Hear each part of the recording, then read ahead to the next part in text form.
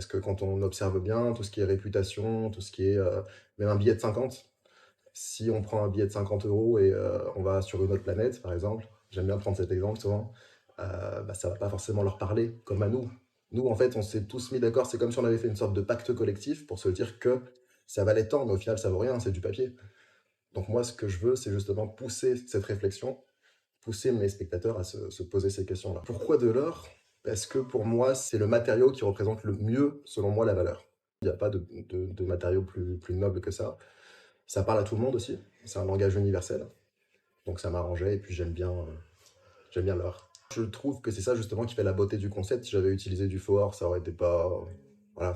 Donc moi, je voulais absolument utiliser du vrai or. Maintenant, ce que j'ai fait pour utiliser une telle quantité d'or, c'est que j'ai organisé des préventes avant de présenter mon concept artistique auprès de mon réseau privé. Et c'est comme ça que j'ai financé mon projet. C'est comme ça que je finance mes projets aussi en général. On fait un focus surtout sur ma dernière œuvre. Le message, c'est, bah, comme je vous ai dit, qu'est-ce qui est le plus important? Est-ce que le plus important, c'est la valeur tangible, donc celle qu'on peut mesurer, celle qu'on peut toucher, palper, etc.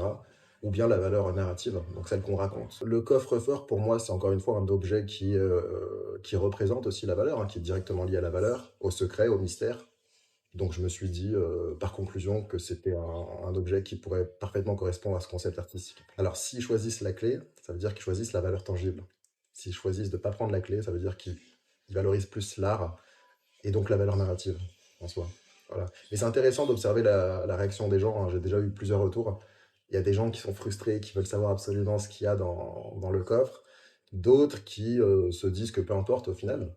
Le plus important, c'est plus l'or, c'est l'idée de l'or. Je sais qu'évidemment, il y a des gens qui peuvent mal prendre ce concept, parce qu'ils peuvent le juger provoquant. Ajouter plusieurs dizaines de milliers d'euros d'or dans un coffre, forcément, étant donné en plus actuellement que l'économie va pas forcément bien, je sais que c'est un concept qui peut paraître assez provoquant, surtout sur le marché francophone, mais je m'y attends.